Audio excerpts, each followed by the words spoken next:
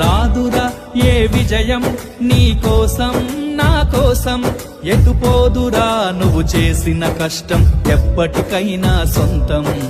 కాలంతో పయనించే వాడికి కానిది ఏముంది, సాధనతోనే సాధ్యమవ్వునని సదాశయంతో సాగర ముందుకు. రాదురా ఏ విజయం నీ కోసం నా కోసం, ఎటుపోదురా నువ్వు చేసిన కష్టం ఎప్పటికైనా సొంతం.